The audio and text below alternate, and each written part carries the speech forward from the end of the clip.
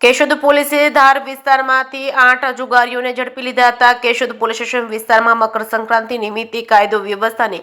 જાળવણી માટે પેટ્રોલિંગ કરી રહ્યા હતા ત્યારે ખાનગી રાહે માહિતી મળી હતી કે ધાર વિસ્તારમાં પ્રજાપતિ સોસાયટીમાં મઢી પાસે બ્લોક રોડ પર જાહેરમાં રૂપિયાની હાર જીતનો 3 પત્તીનો જુગાર અમુક ઇસમો રમી રહ્યા છે. માહિતીની ખરાઈ કરી પંચોને બોલાવી માહિતીના સ્થળે પહોંચતા ગોળકુંડાળો કરી રૂપિયાની હાર જીતનો 3 પત્તીનો જુગાર રમતા હોય પોલીસને જોઈ આગા પાછા થવાનો પ્રયત્ન કરતા કોડન કરી જેમના તેમ બેસાડી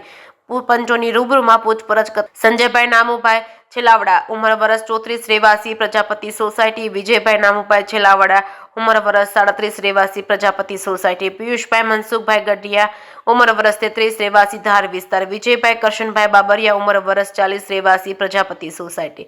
રાજુભાઈ હરદાસભાઈ કોડિયાતર ઉંમર વર્ષ 25 રહેવાસી તુલસીનગર, રાજેશભાઈ સરમણભાઈ કરંગિયા ઉંમર વર્ષ 32 રહેવાસી પ્રજાપતિ સોસાયટી, વિશાલભાઈ માલદેવભાઈ દાસા ઉંમર વર્ષ 26 રહેવાસી પ્રજાપતિ સોસાયટી, પ્રદીપભાઈ ભરતભાઈ વાઘાણી ઉંમર વર્ષ 35 રહેવાસી પ્રજાપતિ સોસાયટીને રોકડ રૂપિયા 11,200 સાથે